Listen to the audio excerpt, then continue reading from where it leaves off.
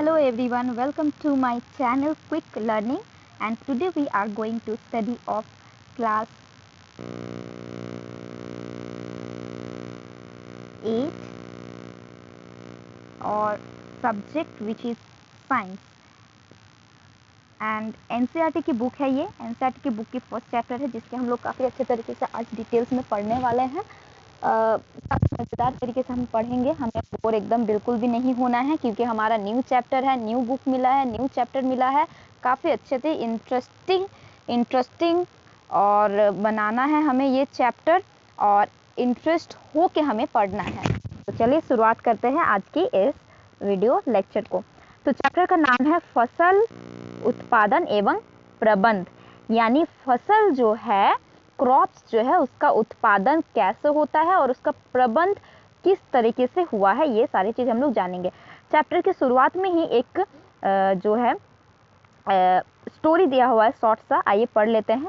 क्या लिखा है? ग्रीष्मावकाश में पहेली एवं बूझो, यानी यहाँ पे दो कैरेक्टर दिया हुआ है, एक है पहेली, एक है बूझो। आई थिंक ये है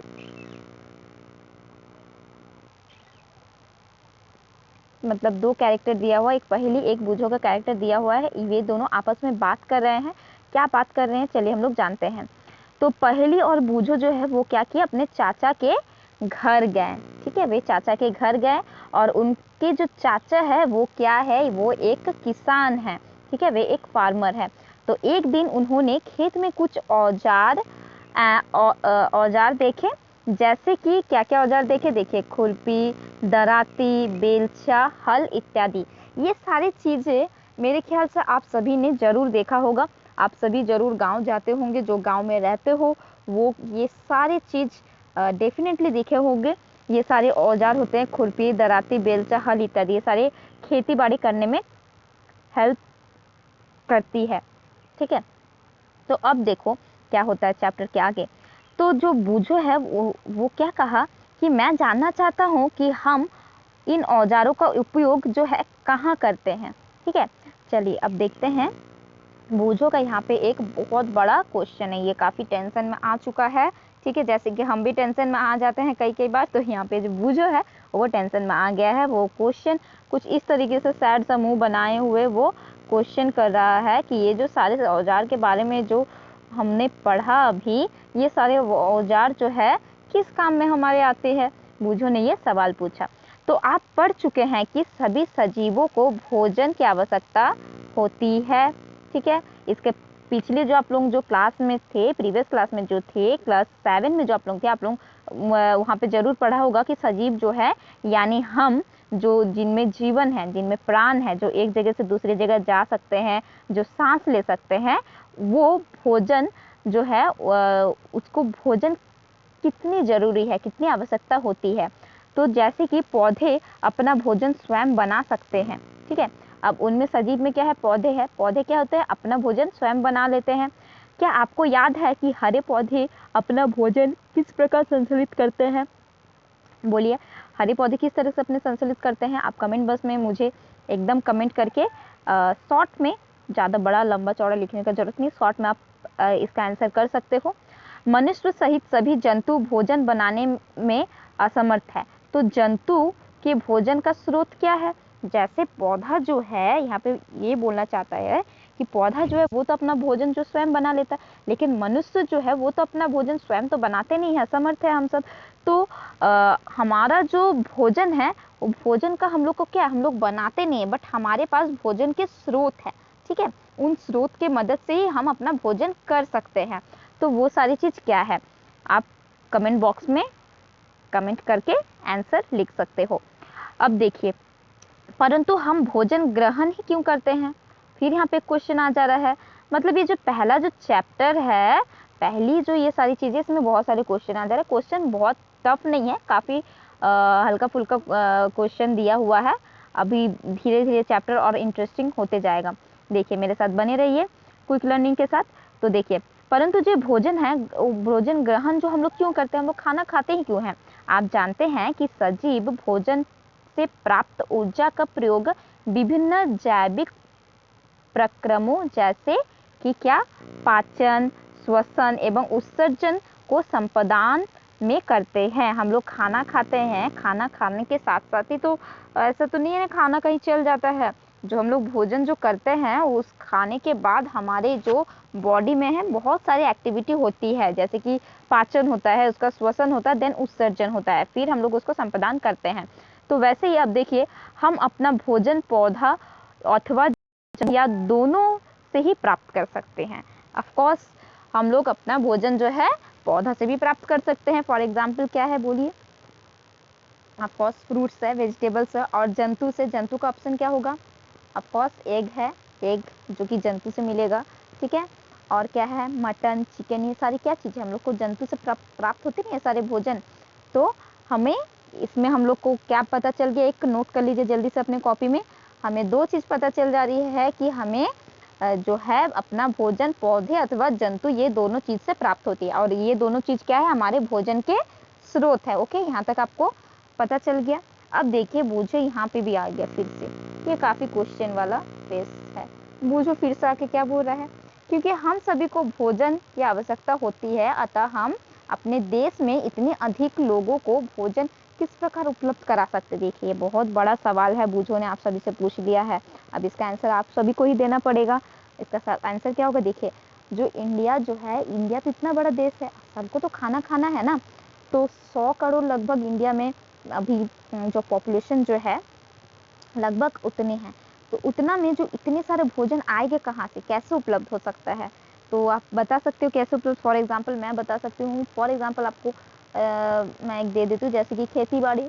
ऑफकोर्स खेती बाड़ी करना पड़ेगा हम लोग को उस पैमाने पे, ताकि सबका जो है सबको सही तरीके से भोजन मिल सके। तो बाकी जो आपको दिमाग में जो भी सारे आंसर आ रहे हैं वो कमेंट सेक्शन में कमेंट कीजिए। नेक्स्ट अभी देखिए पहेली। पहेली इसका आंसर कुछ दे रही है, क्या कह रही देखते हैं। भोजन का बड़े स्तर पर उत्पादन करना आवश्यक है। हाँ, बूझो कि ये बात सुन के पहेली ने कहा कि हाँ भोजन का जो है स्तर उत्पादन हम लोग को बहुत आवश्यकता है, अगर नहीं करेंगे तो क्या होगा, सब भूखे प्यासे मर जाएंगे। ठीक है, तो एक विशाल जनसंख्या को भोजन प्रदान करने के लिए इसका नियमित उत्पादन, उचित प्रबंध एवं वितरण आवश्यकता है। बूझो का जो ये क्वेश्चन था इसका आंसर हमें यहाँ पे मिल गया।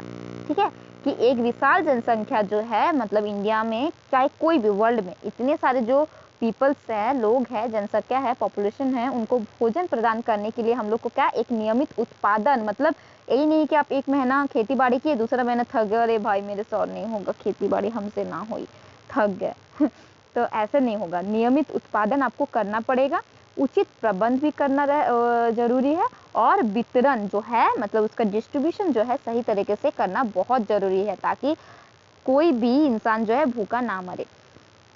फिर देखिए यहाँ पे 1.1 आपकी जो ये स्टार्ट हो जा रहा है, यहाँ पे है कृषि पद्धतियाँ, यानी जो भोजन जो है इसका उत्पादन कहाँ से होगा, किस तरीके से होगा, किसी कृषि से होगा, है ना। एक किसान ही हमें भोजन उत्पादन करके दे सकता है।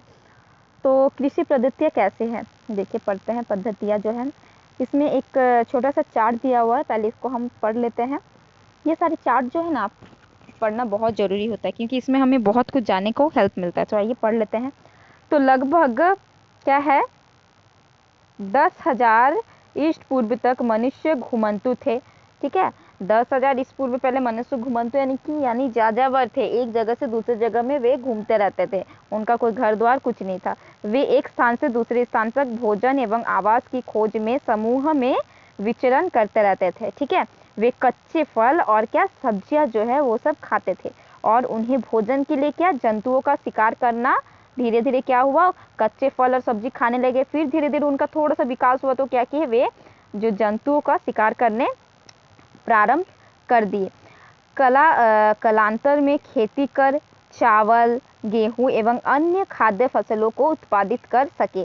फिर धीरे धीरे क्या हुआ, वे खेती करने लगे। खेती करने के बाद खेती में क्या क्या, चावल, गेहूं, फिर दूसरा अनाज क्या हुआ, अनाज और फसल उत्पाद करने स्टार्ट कर दिए। इसी प्रकार किसी का प्रारंभ हुआ। मतलब पहले हम लोग क्या थे, घुमंतु थे। ठीक है, घुमंतु होने के बाद हमें थोड़ा भूख लगा तो हम लोग खाना कच्चे फल सब्जियां खाने लगे। फिर धीरे धीरे हम लोग क्या किए, जो पशु जो है उनको हम जंतु है उनका शिकार करने स्टार्ट कर दिए। अब शिकार करने स्टार्ट किए तो फिर और टेक्नोलॉजी आ गया। टेक्नोलॉजी मतलब क्या, तब के ज़माने में धीरे धीरे विकास होने लग गया। फिर क्या कि वे सोचे कि चलिए अब खेती बाड़ी किया जाए, धीरे धीरे फिर गेहूँ, चावल इत्यादि सारी चीज़ें जो है खेती बाड़ी स्टार्ट करने लगी। तो इसी तरीके से जो है कृषि का जो प्रारंभ हुआ। तो एक अगर क्वेश्चन अगर आएगा आपको बुक में, आपके क्वेश्चन पेपर में, जो कृषि का प्रारंभ कैसे हुआ, तो उसका आंसर हम लोग को यहाँ पे मिल जाएगा। ठीक है, जैसे कि मैंने कहा था ये सारे पढ़ना बहुत ज़रूरी है। तो देखिए यहाँ पे हम लोग को कितना सारे चीज़ आंसर मिल गया। तो अभी तक हम लोग बहुत सारी चीज़ जान चुके हैं। जैसे कि हम लोग ये जान चुके हैं कि हम जो पौधे और जंतु जो है, दो स्रोत है हमारे भोजन के, और दूसरा क्या है, एक विशाल जनसंख्या जो है उसको भोजन प्रदान करने के लिए हम लोग को क्या, नियमित उत्पादन, उचित प्रबंध और वितरण का आवश्यकता बहुत जरूरी होता है। नंबर 1 यहाँ पे एक क्वेश्चन का आंसर मिल गया, एक नंबर 2 क्वेश्चन का आंसर मिल गया है, क्वेश्चन बन सकता है। नंबर 3 यहाँ पे एक बहुत बड़ा क्वेश्चन का आंसर हम लोग को मिल गया, जो कि है कृषि का प्रारंभ कब हुआ और किस तरह से हुआ। ठीक है, अब देखिए आइए हम लोग पढ़ते हैं। जब एक ही किस्म के पौधे एक स्थान पर बड़े पैमाने में उगाए जाते हैं तो इसे फसल कहते हैं। अगर आपको बुक में क्वेश्चन है कि फसल किसे कहते हैं, उसका आंसर बिल्कुल मत घबराइए। देखिए यहाँ पे जब किस्म, एक किस्म मतलब एक ही चीज़, या अगर आप चावल या फिर आप गेहूं के दाना लगा रहे हो तो एक ही किस्म के लगाना होगा। ये नहीं कि आप कहीं पे प्याज लगा दिए, कहीं पे आलू लगा दिए, कहीं पे टमाटर लगा दिए, तो उसे हम लोग फसल नहीं कहेंगे। फसल यानी जो एक ही किस्म के पौधे एक ही स्थान पर बड़े पैमाने में उगाए जाएगा तो उसे हम लोग क्या कहेंगे, फसल कहेंगे। ठीक है, जैसे फॉर एग्जाम्पल क्या दिया हुआ, गेहूं का फसल। ठीक है, अर्थ है कि खेत में उगाए जाने वाले सभी पौधे गेहूं के हैं। ठीक है, अब देखिए क्या हो गया, नेक्स्ट है कि आप जानते हैं कि फसल विभिन्न प्रकार के होते हैं। ऑफ कोर्स हम लोग सब जानते हैं फसल विभिन्न प्रकार के होते हैं। क्या क्या होते हैं, अन्न, सब्जियां एवं फल। ठीक है, जिस मौसम में ये पौधे उगाए जाते हैं उसके आधार पर हम फसलों का वर्गीकरण कर सकते हैं। राइट, ऑफ कोर्स जिस मौसम में जो फसल उगते हैं, फॉर एग्जाम्पल मैंगो जो है, ठीक है, आम का कब होता है, जब ग्रीष्म काल आता है तभी आम पकते हैं, आम उगते हैं। तो उसी तरीके से हम लोग जैसे ठंडा में कई कई फसल उगते हैं, हम लोग ठंडा में कई सारे सब्जियां खाते हैं, कोई कोई किस्म के होते हैं, हम लोग वेट करते रहते हैं। उसी तरह के हम लोग कह सकते हैं, उसी आधार पर हम लोग फसल का जो है वर्गीकरण भी हम लोग कर सकते हैं कि ये अभी ये मौसम चल रहा है तो अभी अगर हम इस चीज़ का खेती बाड़ी करेंगे तो वो काफ़ी अच्छा हम लोग को उसका परिणाम मिलेगा। तो माइंड जो है, माइंड सेट इंसान का है धीरे धीरे इस तरह से बनने लगा। पहले कृषि का प्रारंभ हो गया, फिर धीरे धीरे उनका परियोजना जो है धीरे धीरे आपस में चलते रहा। फिर भारत जो है हमारा एक विशाल देश है, हम सब जानते हैं। यहाँ पे क्या है, ताप, आर्द्रता और वर्षा जैसे जलवायु परिस्थितियाँ एक क्षेत्र से दूसरे क्षेत्र में भिन्न है। ठीक है, एक जगह में सेम नहीं है, कहीं पे ठंडी है तो कहीं पे गर्मी है, कहीं पे बरसात हो रही है। भारत ही एक ऐसा देश है जहाँ पे हर तरह के मौसम हम लोग देख सकते हैं। तो इसीलिए आई लव माई इंडिया। अतः देश में विभिन्न भागों में विविध प्रकार के क्या है, फसल उगाई जाती है। ठीक है, विभिन्न भारत में विविध प्रकार की फसल उगाई जाती है। जैसे कि कहीं पे चाय की, खाली चाय बागान में सिर्फ चाय की खेती की जाती है। वैसे ही उत्तर प्रदेश या फिर बिहार में अगर जाओगे तो आपको गेहूँ, चावल, ये सारी चीज़ की फसल आपको देखने को मिलेगी। तो इसी तरह के मौसम के अनुयायी जो है कृषि जो है किया जाता है। ठीक है, इस विविध के बावजूद मोटे तौर पर फसलों को दो वर्गों में बांटा जाता है। तो यही जो चीज़ है, ये चीज़ को ध्यान में रखते हुए जो फसल है उसको हम लोग दो भागों में बांट दिए हैं। फसल पहला क्या है, खरीफ फसल है, और दूसरा क्या है, रबी फसल है। तो आज हम लोग खरीफ फसल और रबी फसल तक ही लास्ट पढ़ने वाले हैं।